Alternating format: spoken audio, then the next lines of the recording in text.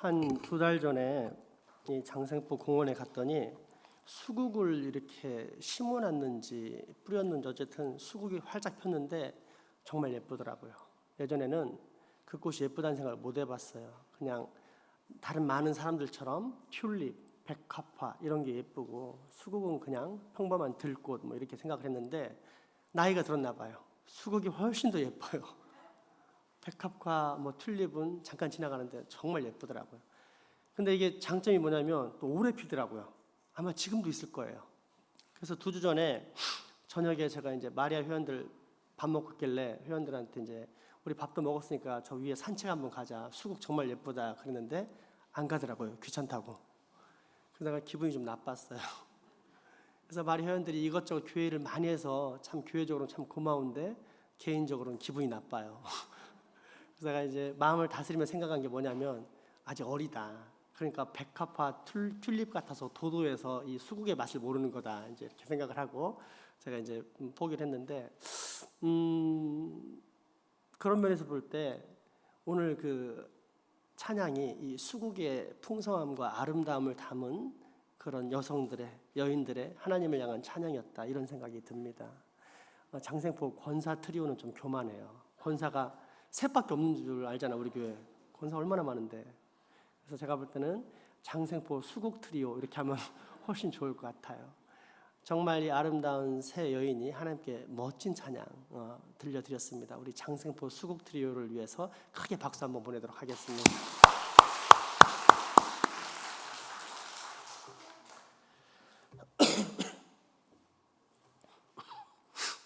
지난 주일 저녁이었습니다. 우리 아이들에게 설교 내용을 물었더니 잘 모르겠다는 것입니다. 열심히 설교한 보람도 없을 뿐더러 무엇보다 우리 집 아이들이 잘 모르겠다고 하니까 매우 얄미웠습니다. 그래서 세게 딱밤을 한 10대씩 때리고 싶은데 그래봤자 더 아픈 것은 아빠 마음이라 그럴 수도 없어서 결국 그날 했던 설교를 다시 요약 정리해서 핵심을 알려주었습니다.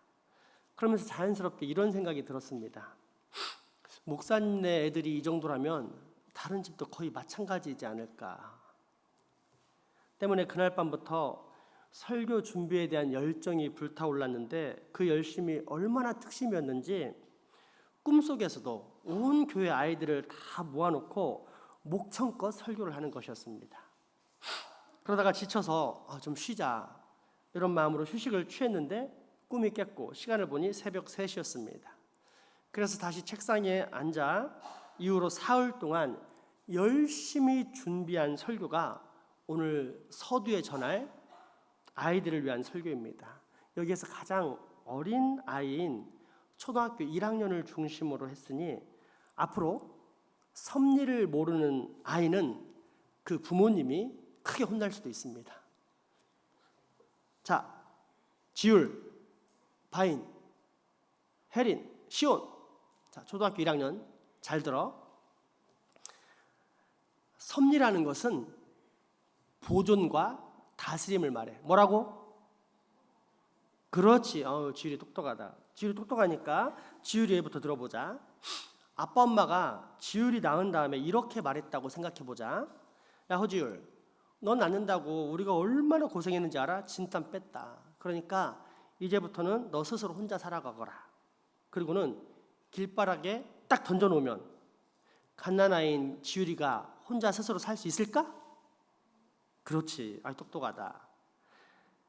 엄마 아빠가 잘 보호해서 먹여주시고 입혀주시고 또 살게 해주셨기 때문에 지율이가 살아있는 거야. 알았지?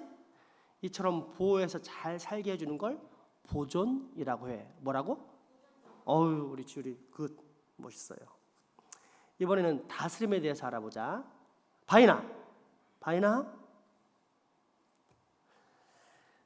바인이가 아무런 위험이 없는 넓은 운동장인 놀이터에 왔어. 그럼 아빠 엄마가 뛰어놀게 해줄까 아닐까? 당연하지. 우리 교회들은 똑똑해서 좋다. 그래야 뼈도 근육도 몸도 마음도 튼튼해지니까. 그런데 하루는 길을 가던 중에 길가에 집에 불이 난 거야. 너무 신기해가지고 바인이가 저 신기하다 가봐야겠다 이러면 아빠가 뭐라고 할까? 적어도 이렇게는 말하지 않을 거야. 바인아 가까이 가봐. 최대한 가까이 가봐. 얼마나 가까이 가야 네 몸에 불이 붙는지 우리도 보고 싶다 야. 이럴까? 그렇지. 안 돼 바인아 저리 비켜 다쳐. 매우 다급한 목소리 이렇게 말할 거야. 왜 그럴까 바인아? 왜 어떨 땐 놀러 가게 하고 어떨 땐 못 놀러 가게 하지? 그렇지. 아유 똑똑해라.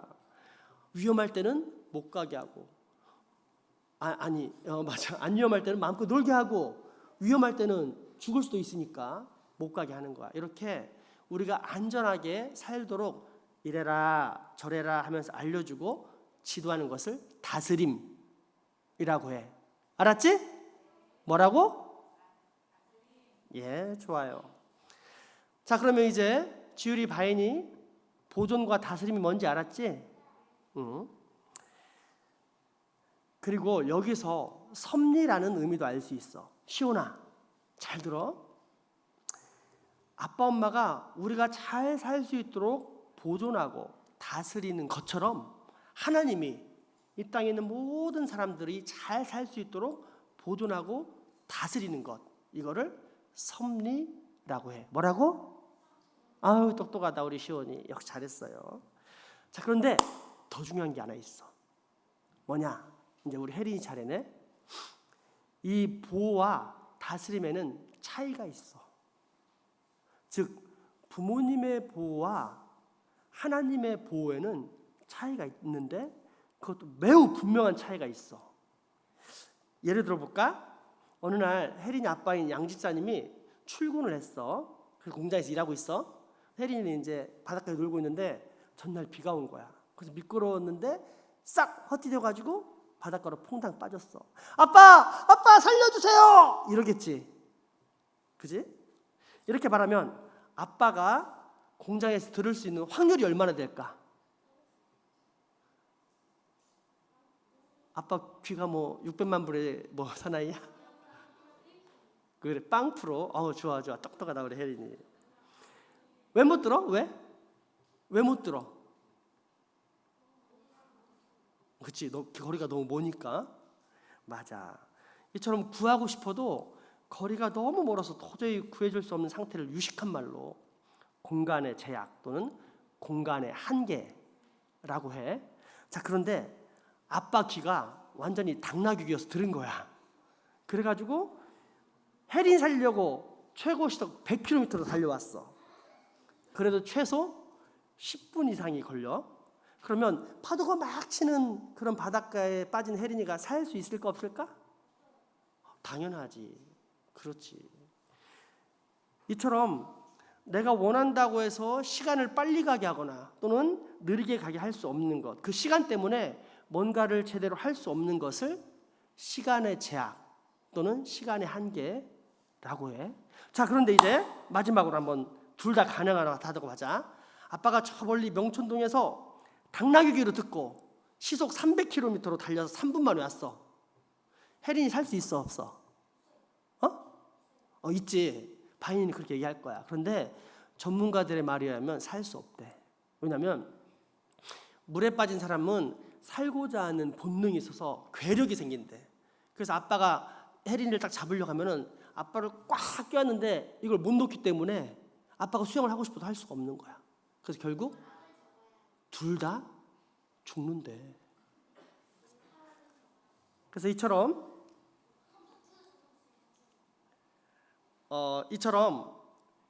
딸을 마음으로는 구해주고 싶은데 실제로는 구해줄 수 있는 힘이 없는 상태. 이것을 또 능력의 제약 혹은 능력의 한계라고 해.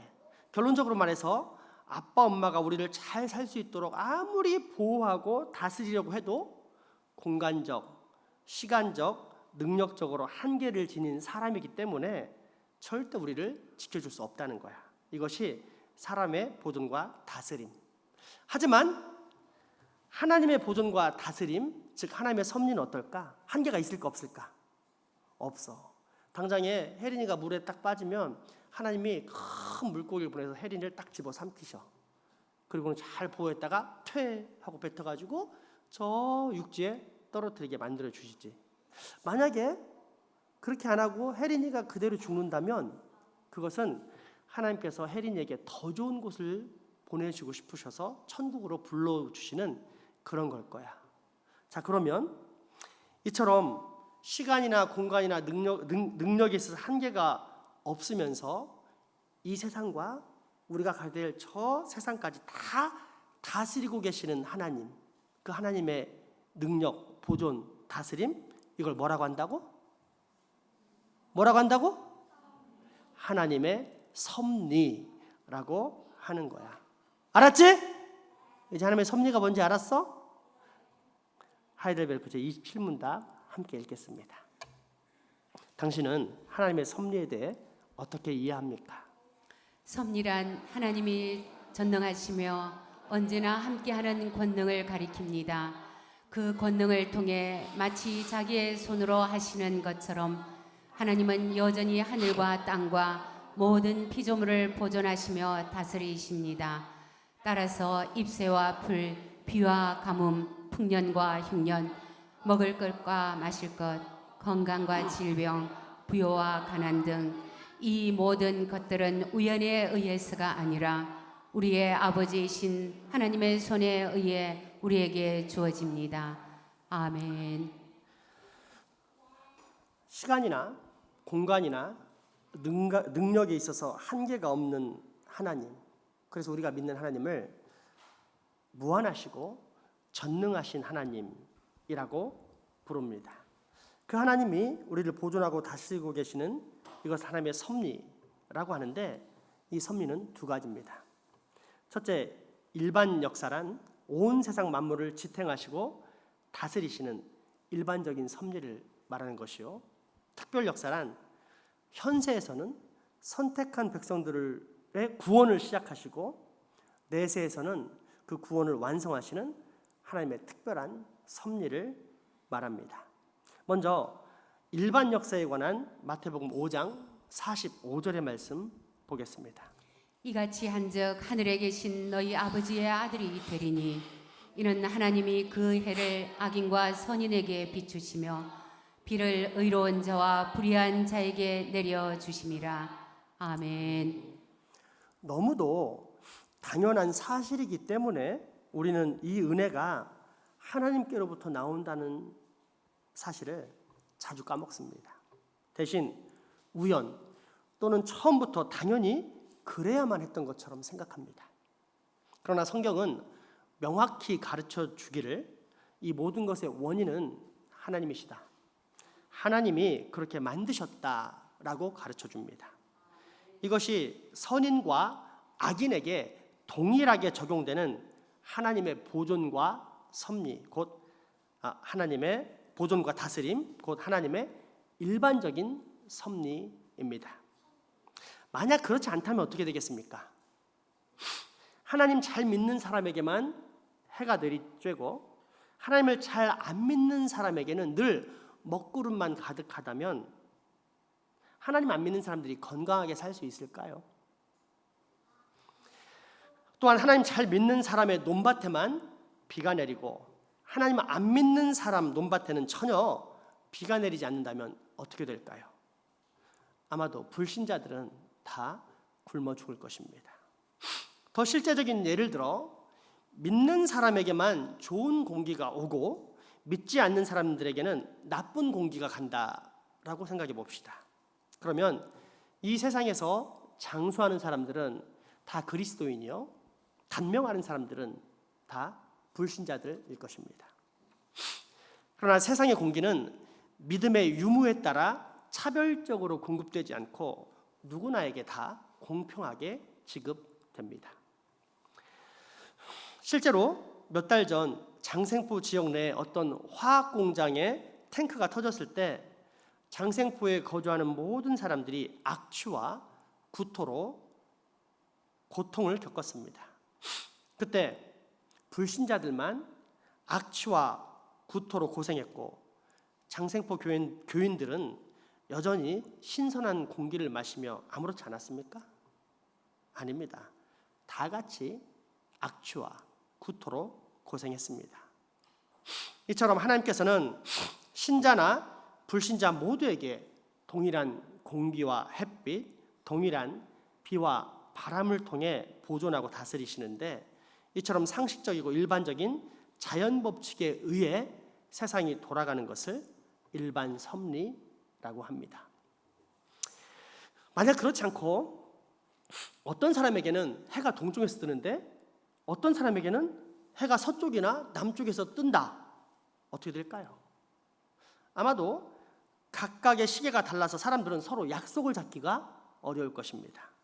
뿐만 아니라 모든 사람이 함께 공유하고 있는 상식이란 것도 존재하지 않을 것입니다. 그러나 해는 늘 동쪽에서 뜨고 거대한 파도는 언제나 바닷가에서 멈춘다는 것을 알고 있기 때문에 우리가 지금 이처럼 안전하게 살고 있는 것입니다. 일반 섭리란 바로 이것입니다. 상식적인 자연 법칙을 말합니다. 문제는 하나님께서 만드신 이런 일반 섭리만 인정하면서 그 이상은 인정하거나 허용하지 않을 뿐더러 아예 생각조차 하지 않는 사람들이 있다는 것입니다. 지난 시간에 소개한 이신론자들 혹은 자연신론자들이 그런 사람들입니다. 그러나 하나님의 섭리가 과연 자연 법칙에만 갇혀 있을까요? 그래서 이신론자들이 주장하는 것처럼 하나님은 이 세상을 만드시고 자연 법칙을 주신 후에 저 멀리 떨어져서 이제 더 이상 아무것도 하지 않는 상태, 아니 할 수 없는 무능한 상태로 계신 분일까요? 결코 그렇지 않습니다. 오히려 당신이 창조하신 땅에 적극적으로 개입하시고 주관하시는데, 특별히 당신이 선택하시고 구원으로 인도하시는 백성의 삶에 대해서는 더욱 크게 역사하십니다. 이것을 하나님의 특별한 역사, 곧 특별 섭리라고 부릅니다. 여호수아 10장 9절에서 14절 말씀입니다. 여호수아가 길갈에서 밤새도록 올라가 갑자기 그들에게 이르니, 여호와께서 그들을 이스라엘 앞에서 패하게 하심으로 여호수아가 그들을 기브온에서 크게 살육하고 벳호론에 올라가는 비탈에서 추격하여 아세가와 막게다까지 이르니라. 그들이 이스라엘 앞에서 도망하여 벳호론의 비탈에서 내려갈 때에 여호와께서 하늘에서 큰 우박덩이를 아세가에 이르기까지 내리심에 그들이 죽었으니 이스라엘 자손의 칼에 죽은 자보다 우박에 죽은 자가 더 많았더라. 여호와께서 아모리 사람을 이스라엘 자손에게 넘겨주시던 날에 여호수아가 여호와께 아뢰어 이스라엘의 목전에서 이르되, 태양아 너는 기브온 위에 머무르라. 달아 너도 이알론 골짜기에서 그러할지어다 하매, 태양이 머물고 달이 멈추기를 백성이 그 대적에게 원수를 갚기까지 하였느니라. 야살의 책에 태양이 중천에 머물러서 거의 종일토록 속히 내려가지 아니하였다고 기록되지 아니하였느냐. 여호와께서 사람의 목소리를 들으신 이 같은 날은 전에도 없었고 후에도 없었나니 이는 여호와께서 이스라엘을 위하여 사우셨음이니라. 아멘. 볼티모어시 커티스 기계회사의 우주관계 과학자들이 인공위성의 궤도를 작성하기 위해서 태양, 달과 주변 혹성들의 궤도 조사를 하던 중에 컴퓨터가 멈춰버렸습니다. 원인을 조사해 보니까 계산상 하루가 없어졌기 때문입니다. 컴퓨터를 다시 돌릴 해답을 도저히 찾을 수 없었는데, 그때 문득 한 사람이 주일학교 때 배운 여호수아 10장에 태양이 멈춘 사실을 떠올렸고, 과학자들은 그 사라진 하루를 찾기 위해 컴퓨터 전자계산기를 돌려서 여호수아 시대의 궤도를 조사했습니다. 그 결과 23시간 20분 동안 궤도가 정지에 섰다는 답을 얻게 됩니다. 그러면 나머지 40분은 어떻게 된 것일까요? 역시 성경을 뒤질 수밖에 없었는데 열왕기와 20장 8절에서 11절에 그 내용이 나오게 됩니다. 함께 읽겠습니다. 히스기야가 이사야에게 이르되 여호와께서 나를 낫게 하시고 3일 만에 여호와의 성전에 올라가게 하실 무슨 징표가 있나이까 하니 이사야가 이르되 여호와께서 하신 말씀을 응하게 하실 일에 대하여 여호와께로부터 왕에게 한 징표가 이 말이다. 해 그림자가 10도를 나아갈 것이니까 혹 10도를 물러갈 것이니까 하니 히스기야가 대답하되 그림자가 10도를 나아가기는 쉬우니 그리할 것이 아니라 10도가 뒤로 물러갈 것이니이다 하니라. 선지자 이사야가 여호와께 간구하며 아하스의 해시계 위에 나아갔던 해 그림자를 10도 뒤로 물러가게 하셨더라. 아멘.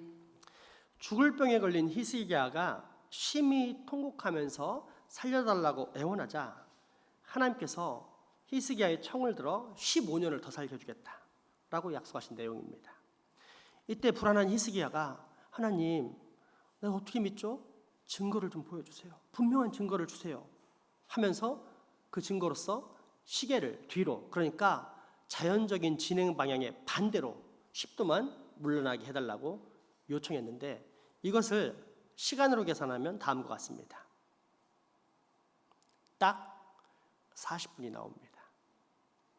그리고 이 둘, 아까의 여호수아의 사건과 지금의 히스기야 사건의 내용을 합하면 정확하게 하루 24시간이 됩니다. 하나님께서는 당신의 목적을 위해서라면 자연 현상까지도 언제든지 조절하실 수 있는 분이라는 사실을 확인시켜 주고 계신 것입니다. 그렇다면 이제 상식적으로 한번 생각해 봅시다. 이 세상은 이신론자 또는 자연신론자들이 주장하는 기계적인 세상입니까? 아니면 성경이 말하는 섭리의 세상, 곧 하나님의 보존과 다스림을 받는 세상입니까? 그렇습니다. 하나님의 섭리가 이 세상을 지배하고 다스리는 것입니다. 그리고 이러한 하나님의 섭리가 특별히 더 강하게 역사되는 곳이 택함 받은 하나님의 백성들의 삶인데 오늘 본문은 바로 그 역사에 대한 의식, 하나님의 특별 섭리에 관한 말씀을 소개해주고 있는 장면입니다. 창세기 50장 말씀입니다. 요셉이 그들에게 이르되 두려워하지 마소서. 내가 하나님을 대신하리이까. 당신들은 나를 해하려 하였으나 하나님은 그것을 선으로 바꾸사 오늘과 같이 많은 백성의 생명을 구원하게 하시려 하셨나니 당신들은 두려워하지 마소서. 내가 당신들과 당신들의 자녀를 기르리이다 하고 그들을 간곡한 말로 위로하였더라. 아멘. 요셉을 포함한 총 12형제의 아버지인 야곱이 죽었을 때 발생한 일입니다. 요셉과 그 위에 10명의 형들과는 어떤 관계입니까? 원수 관계입니다. 안 그래도 얄미운 요셉이 어릴 때 꿈 이야기하면서 잘난 체하자 죽이자라고 전부 동의했던 사람들이 요셉의 형들입니다. 친동생의 피는 보지 말자는 의견에서 마지못해 노예로 팔긴 했지만 실제로는 죽이고 싶은 마음을 가진 악한 사람들이 요셉의 형들입니다. 그런데 13년 후 정반대 위치에 서게 됩니다. 원수보다 더 못된 친형들이 약 60명의 가족들을 데리고 애굽으로 피신해 오는데 이때 누가 이민을 허용해 줍니까? 자기들이 원수처럼 대하면서 죽이려 했던 요셉입니다. 즉 형들은 애굽이란 나라에 들어온 이민자요. 그 이민자들을 허용해 준 요셉은 전 애굽을 다스리는 국무총리였습니다. 그렇게 17년을 동생 덕에 편안하게 잘 삽니다. 문제는 상황이 바뀌었다는 것입니다.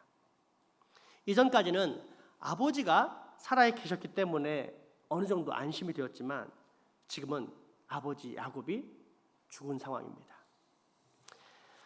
이때 형들의 마음이 어땠을까요? 두려움에 벌벌 떱니다. 그러면서 과거에 자기들이 지은 죄에 대한 처벌로 온 가족이 죽는 것보다는 차라리 종이 되어서라도 사는 게 낫지 않겠느냐, 그런 생각에 얼른 가서 동생에게 잘못했다고 빌자라고 이구동성으로 외치며 요셉 앞으로 달려나갑니다.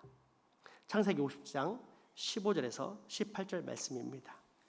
요셉의 형제들이 그들의 아버지가 죽었음을 보고 말하되 요셉이 혹시 우리를 미워하여 우리가 그에게 행한 모든 악을 다 갚지나 아니할까 하고 요셉에게 말을 전하여 이르되 당신의 아버지가 돌아가시기 전에 명령하여 이르시기를 너희는 이같이 요셉에게 이르라. 내 형들이 내게 악을 행하였을지라도 이제 바라건대 그들의 허물과 죄를 용서하라 하셨나니 당신 아버지의 하나님의 종들인 우리의 죄를 이제 용서하소서 하매 요셉이 그들이 그에게 하는 말을 들을 때에 울었더라. 그의 형들이 또 친히 와서 요셉의 앞에 엎드려 이르되 우리는 당신의 종들이니이다. 아멘. 이때 요셉이 뭐라고 답변합니까? 옛끼 놈들 다 죽었어. 니네 옛날에 내가 그렇게 살려달라고 애원했는데 무시하고 팔아 넘겼지? 내가 까먹은 줄 알았어? 다 기억하고 있어. 하나하나 상세히 다 기억해. 이제 모든 악을 징벌하마. 뿌린 대로 거두게 해줄게. 이렇게 대답했습니까? 아닙니다. 이 모든 것이 다 우리의 증조 할아버지이신 아브라함에게 말씀하신 하나님의 약속이 성취되는 계획이라고 답변합니다. 이 모든 것이 우리 민족을 구별하여 제사장 나라 삼으시려는 하나님의 특별한 섭리였다고 말합니다. 그 선포가 바로 오늘 본문의 말씀입니다. 다시 한번 본문 봉독하겠습니다. 요셉이 그들에게 이르되 두려워하지 마소서. 내가 하나님을 대신하리이까. 당신들은 나를 해하려 하였으나 하나님은 그것을 선으로 바꾸사 오늘과 같이 많은 백성의 생명을 구원하게 하시려 하셨나니 당신들은 두려워하지 마소서. 내가 당신들과 당신들의 자녀를 기르리이다 하고 그들을 강곡한 말로 위로하였더라. 아멘. 이 세상이 특별히 하나님을 믿는 하나님의 백성들의 삶에 우연이 있다는 뜻입니까? 아니면 오직 하나님의 섭리만이 있다는 뜻입니까? 하나님의 섭리. 우리는 절대 실수가 없으신 아버지 하나님의 손안에 붙잡혀 사는 거룩한 백성인 것입니다. 영어에 이런 문장이 있습니다. I have a butterfinger. 한번 보여주실래요? 여러분들 아는 단어가 있습니다. I have a butterfinger. 버터죠, 버터. 버터가 묻은 기름기 있는 손가락이면 어떤 걸 잡아도 잘 붙잡지 못하고 떨어뜨리기가 쉽습니다. 그런 경우에 사용되는 말이 butterfinger, I have a butterfinger입니다. 하나님의 섭리인 보존과 다스림에 관한 하이델베르크 제27, 8 문답에는 이 손이라는 말이 3번 나오는데 손으로 보존하신다. 하나님의 손에 의해 우리에게 주어진다. 하나님의 손 안에 있다 등입니다. 이때 하나님의 손이 이런 butterfinger라면 어떻게 되는 것입니까? 아마도 우리는 하나님의 섭리에 대해 결코 신뢰할 수 없을 것입니다. 하나님께서 뭔가를 계획했는데 실천하다 보니 능력이 부족하다거나 혹은 지혜가 없어서 다 할 수 없을 뿐더러 또 자주 실수를 한다라는 뜻이 되기 때문입니다. 그런 하나님을 우리가 철저히 신뢰할 수 있을까요? 그리고 이런 일이 빈번하게 일어난다면 아마도 우리는 이 세상이 하나님의 법칙이 아닌 우연과 원인 모를 어떤 힘에 의해서 다스려진다라고 생각할 것입니다. 그런데 과연 세상이 우연으로 다스려질까요? 한글 자음과 모음 플라스틱 수십만 개를 가져다가 헬기로 장색부 운동장에 뿌렸습니다. 그랬더니 우연히 황순원의 소나기라는 소설이 나올 수 있는 확률은 얼마나 될까요? 불가능합니다. 그러니 세상이 우연히 만들어졌고 또 우연히 돌아가고 있다? 이것은 상식적으로 더더욱 말이 안 되는 것입니다. 그렇다면 정답은 무엇입니까? 이 모든 것을 다 가능하게 만드는 것은 무엇입니까? 오직 전지전능하신 하나님의 손, 하나님의 능력, 곧 하나님의 섭리입니다. 그래야만 이 세상이 존재할 수 있고 또 운영될 수 있습니다. 그리고 세심한 하나님께서는 연약한 믿음을 가진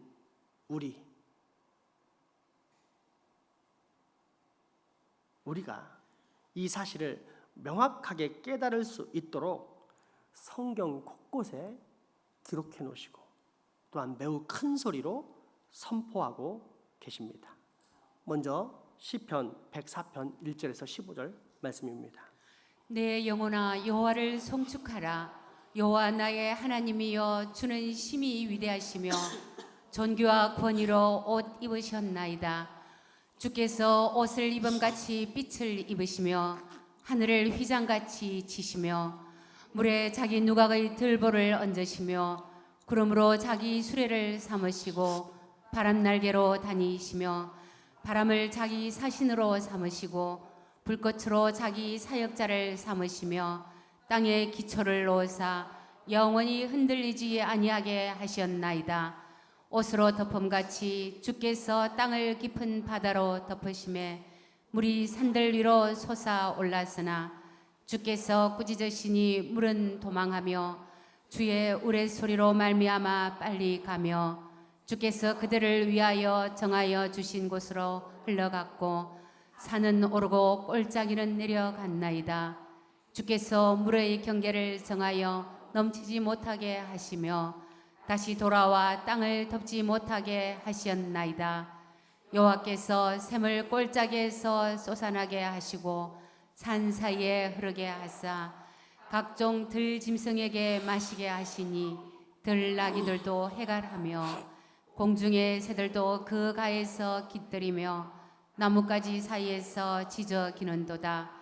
그가 그의 누각에서부터 산에 물을 부어주시니 주께서 하시는 일의 결실이 땅을 만족시켜 주는도다. 그가 가축을 위한 풀과 사람을 위한 채소를 자라게 하시며 땅에서 먹을 것이 나게 하셔서 사람의 마음을 기쁘게 하는 포도주와 사람의 얼굴을 윤택하는 기름과 사람의 마음을 힘있게 하는 양식을 주셨도다. 아멘. 그럼에도 불구하고 여전히 믿음이 없는 자들을 위해서 하나님은 이사야 46장 8절에서 11절을 통해 다시 한번 섭리를 말씀하십니다. 너희 패역한 자들아 이 일을 기억하고 장부가 되라. 이 일을 마음에 두라. 너희는 옛적 일을 기억하라. 나의 하나님이라. 나 외에 다른 이가 없느니라. 나는 하나님이라. 나 같은 이가 없느니라. 내가 시초부터 종말을 알리며 아직 이루지 아니한 일을 옛적부터 보이고 이르기를 나의 뜻이 설 것이니 내가 나의 모든 기뻐하는 것을 이루리라 하였노라. 내가 동쪽에서 사나운 날 짐승을 부르며 먼 나라에서 나의 뜻을 이룰 사람을 부를 것이라. 내가 말하였은즉 반드시 이룰 것이요 계획하였은즉 반드시 시행하리라. 아멘. 그리고 마지막으로 요한복음 10장 28절에서 29절 말씀입니다. 내가 그들에게 영생을 주노니 영원히 멸망하지 아니할 것이요 또 그들을 내 손에서 빼앗을 자가 없느니라. 그들을 주신 내 아버지는 만물보다 크심에 아무도 아버지 손에서 빼앗을 수 없느니라. 아멘. 하나님의 손이 버터핑거란 말입니까? 아니면 그 어떤 초강력 접착제보다 더 강한 접착손이라는 뜻입니까? 우리 하나님 아버지의 섭리가 이생과 내세에 한계가 있다는 말입니까? 아니면 전능하시고 완전하시다는 뜻입니까? 그렇습니다. 전지전능하시고 완전 무결하신 우리 아버지 하나님께서는 지금도 우리를 당신의 그 강력한 손으로 지켜 보존하고 다스리고 계십니다. 이것이 하나님의 섭리입니다. 하이델베르크 제27문답입니다. 당신은 하나님의 섭리에 대해서 어떻게 이해합니까? 섭리란 하나님의 전능하시며 언제나 함께하는 권능을 가리킵니다. 그 권능을 통해 마치 자기의 손으로 하시는 것처럼 하나님은 여전히 하늘과 땅과 모든 피조물을 보존하시며 다스리십니다. 따라서 잎새와 풀, 비와 가뭄, 풍년과 흉년, 먹을 것과 마실 것, 건강과 질병, 부요와 가난 등 이 모든 것들은 우연에 의해서가 아니라 우리 아버지이신 하나님의 손에 의해 우리에게 주어집니다. 아멘. 우리 찬양할까요? 여러분, 믿음이 좋은 사람들이 왜 찬양을 하는지 아십니까? 음악이 아닙니다. 음악 리듬이 좋으니까 세상 노래보다는 그냥 교회 노래를 하겠다 하는 것은 찬양이 아니라 음악입니다. 근데 정상적인 믿음을 가진 사람들은 찬양을 좋아합니다. 왜 그럴까요? 첫째, 구원의 감격 때문에 그렇습니다. 사망으로 갈 수밖에 없는 나를 대신해서 예수님이 저 십자가에 돌아가심으로 내가 살았다? 그 구원받았다? 그 구원의 감격이 크기 때문에 하나님을 경배하고 하나님께 찬양을 올려드리는 것입니다. 문제는 이 구원의 감격이 평생 가던가요? 안 가죠. 식어지고 롤러코스터처럼 왔다 갔다 하죠. 그럼에도 불구하고 찬양이 끊이지 않는 이유가 있습니다. 그 이유는 바로 이 하나님의 섭리를 알기 때문입니다. 이 가운데서 여전히 나와 함께 하시는 하나님의 은혜, 다스림, 보존을 알기 때문에 하나님께 경배하고 감사 올려드리고 영광과 찬양을 돌려드리는 것입니다. 그래서 참으로 믿는 자에게서는 그 입술에서 날마다 찬양이 흘러나오는 것입니다. 우리 그러한 마음의 고백을 담아 우리 주 아버지 하나님께 경배 올려드리겠습니다.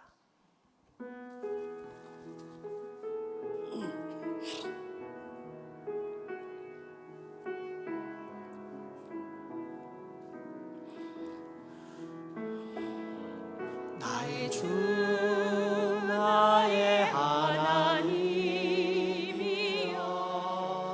주를 경배합니다.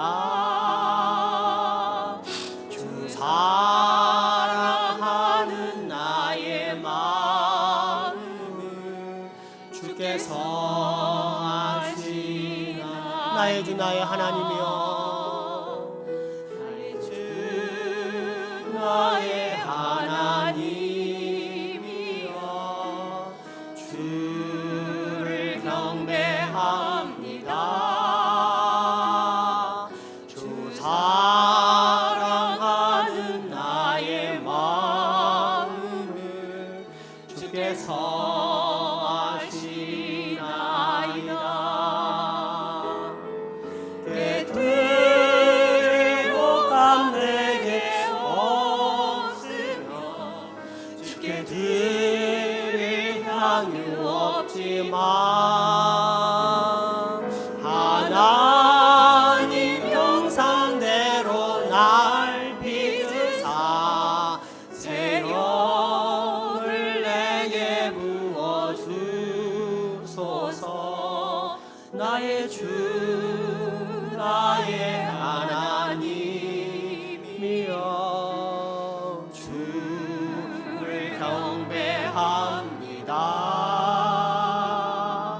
주 사랑하는 나의 마음을 주께서. 2절 고백할까요? 나의 주 나의 하나님이여 주를 경배합니다.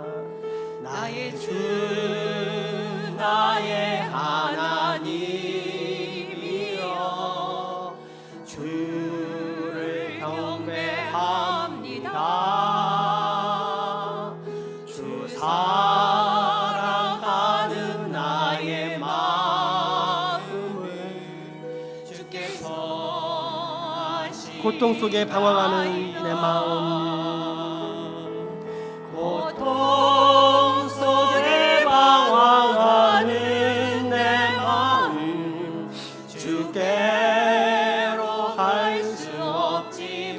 수 없는 그 은혜로 저항할 수 없는 그 은혜로 주님 다시 한번 고백할까요? 고통 속에 방황하는 내 마음, 고통 속에 방황하는 내 마음, 주께로 갈 수 없지만 저항할 수 없는 그 은혜로 주님의 길을 걷게 하소서. 저항할 수 없는 그 은혜로 주님의 길을 걷게 하소서. 나의 주 나의 하나님이여 주를 경배합니다. 주 사랑하는 나의 마음을 주께서 아시나이다. 하나님을 더 풍성하게 찬양하고 또 우리의 삶이 더 풍성해질 수 있도록 하나님께서 수많은 악기들을 주셨지만 가장 아름다운 악기는 하나님이 주신 우리의 목소리입니다. 이 시간 다시 그 최고의 악기로 하나님을 찬양하기 소망합니다. 나의 주 나의 하나님이여 주를 경배합니다. 주 사랑하는 나의 마음을 주께서 다시 한번 고백할까요? 나의 주 나의 하나님이여 나의 주 나의 하나님이여 주를 경배합니다. 주 사랑하는 나의 마음을 주께서 아시나이다. 완전하신 손으로 늘 우리를 돌보시는 섭리의 하나님, 오늘 우리로 우리 아버지 하나님의 은혜를 더 잘 알고 한층 더 굳게 신뢰할 수 있게 해주셔서 감사합니다. 내 평생에 이렇게 좋으신 아버지 하나님을 늘 사랑하며 살 수 있게 하여 주옵소서. 아버지 하나님의 섭리하신 은혜에 항상 감사할 줄 아는 참 신자의 삶을 꼭 살게 하여 주옵소서.